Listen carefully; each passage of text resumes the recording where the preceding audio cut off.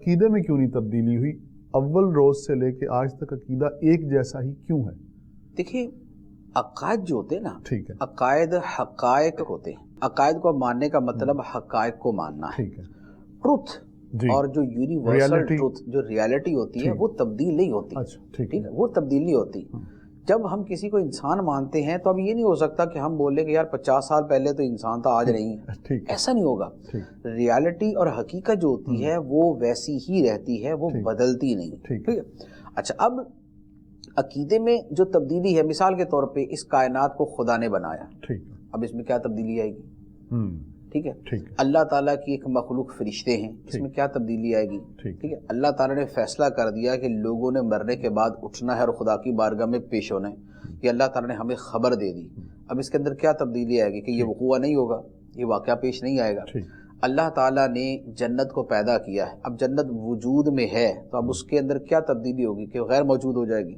تو لہذا جو عقائد ہیں ان کے اندر تبدیلی یوں نہیں ہو سکتی کہ وہ حقائق ہوتے ہیں جو ناقابل تبدیل ہوتے ہیں، جن میں تبدیلی نہیں آتی، اور نہ ان کے اندر جو ہے وہ تبدیلی کی کوئی صورت ہے کہ جن کے بارے میں خدا نے فرما دیا اب اس نے بطور حق کے ویسے ہی وقوع پذیر ہونا ہے.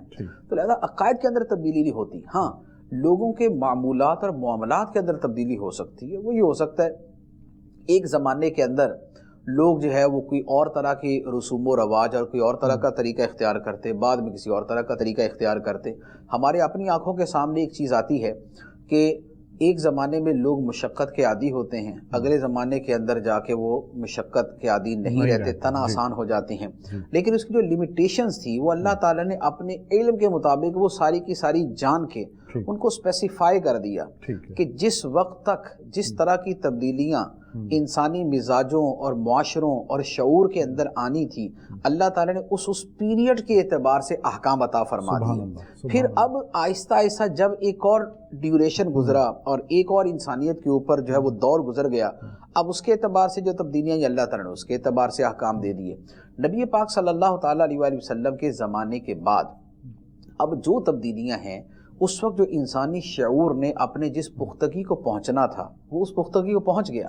اب اس کے بعد جو تبدیلیاں ہیں وہ ساری کی ساری تبدیلیاں مادیات کے اندر ہیں. چیزوں کے اندر کچھ تبدیلیاں تو ہیں، لیکن جو بیسکس ہیں کہ جن خوبیوں کے اوپر یا جن کمالات کے اوپر یا جن عقلی ذہانتوں کے اوپر انسان کی معاشرتی زندگی کا وجود ہے اور اس کی اخلاقی زندگی کا وجود ہے، وہ جس نہج پہ آج سے 1500 سال پہلے تھی آج بھی وہی ہے. آپ کو 1500 سال پہلے 1400 سال پہلے کی جو ہمارے سلف صالحین بزرگان دین ہیں، جو ان کے اجتہادات ملیں گے، جو ان کی سوچ کی بلندی ملے گی، جو ان کی سوچ کے اندر تنوع اور ورائٹی ملے گی، جس وسعت کے ساتھ دنیا کو وہ دیکھتے سمجھتے اور اس کے حل پیش کرتے تھے وہ ملے گے.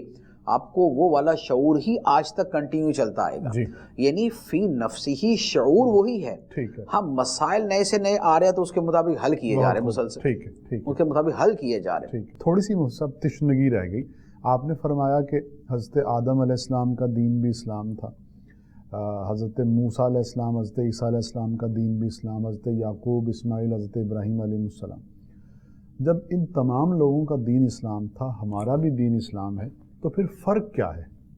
دیکھیے فرق وہی ہے جو ابھی میں نے جیسے جواب کے اندر بھی میں نے عرض کیا ہے کہ انسانی شعور جو ہے اس کے ادوار مختلف ہوتے رہے. ٹھیک ہے.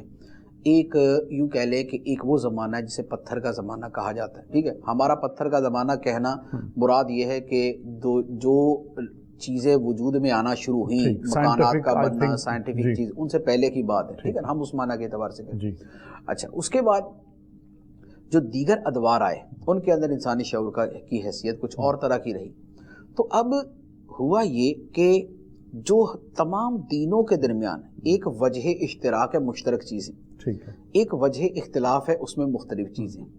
جو مشترک چیزیں ہیں وہ کیا ہیں؟ نمبر ایک تو عقائد ہیں. عقائد جو حضرت آدم علیہ السلام کو دیے گئے وہی عقائد ہمیں دیے گئے. آدم علیہ السلام کے دین کے عقائد میں اور ہمارے دین کے عقائد کے اندر کوئی فرق نہیں. ٹھیک اللہ یہ کہ کچھ چیزیں ظاہر وہ ہوئیں کہ جو اس وقت جن کا ظہور نہیں تھا. مثال کے طور پہ جیسے ہمارے نبی صلی اللہ علیہ وآلہ وسلم آخری نبی، ٹھیک ہے اب محمد صلی اللہ علیہ وآلہ وسلم آخری نبی ہیں، جی تو یہ ہو سکتا ہے کہ حضرت آدم علیہ السلام کی جو امت تھی ان کو یہ عقیدہ ان کے سامنے نہیں بیان کیا ہے، ٹھیک ہے، لیکن فی نفسہ ہی اپنی حقیقت کے اندر تو یہی تھا نا کہ آخری نبی ہمارے نبی صلی اللہ علیہ وسلم نے بننا تھا. بہت خوب. تو عقیدوں کے اندر تو اصلاً کوئی اختلاف نہ ہوا نہ ہو سکتا تھا. توحید الہی، ربوبیت الہی، اللہ تعالیٰ کا خالق ہونا، اس کا صفات سے متصف ہونا، جنت اور جہنم کے متعلق، آخرت کے متعلق، خدا کے پیغمبر آئیں گے ان پر ایمان لانا ہے، عقیدے کی نوعیت یہ رہی. اچھا، اب دوسرے نمبر پہ تھے احکام. احکام کے جسے شریعت کہا جاتا ہے. شریعت کے حوالے سے اللہ تعالیٰ نے قرآن مجید کے اندر بڑا واضح طور پہ فرمایا کہ لِكُلٍّ جَعَلْنَا مِنْكُمْ شِرْعَةً وَمِنْهَاجًا، ہم نے تم میں سے ہر ایک کے لیے ایک شریعت اور ایک راستہ بنایا. تو یہ جو ہر ایک کے لیے ایک شریعت بنائی، اس کا مطلب ہے کہ دوسرے کے لیے دوسری شریعت بنائی، تیسرے کے لیے تیسری شریعت بنائی. اسی طرح فرمایا لِكُلِّ أُمَّةٍ جَعَلْنَا مَنْسَكًا هُمْ نَاسِكُوهُ، سبحان اللہ. ہم نے ہر امت کے لیے ایک عبادت کا طریقہ بنایا جس کی وہ پیروی کرنے والا، جس کے پیچھے وہ چلنے والا. اس لیے جو احکام شریعت ہیں فرق ان کے اندر آیا. اب وہ کیسے؟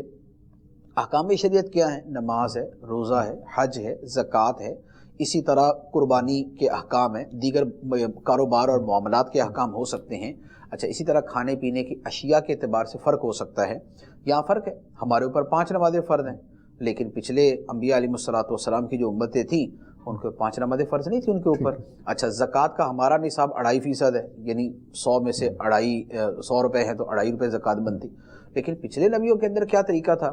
زکوٰۃ کا حکم تو ان کے اندر بھی تھا، لیکن اس کی جو مقدار ہے زکوٰۃ کی وہ کچھ اور بنتی ہوگی.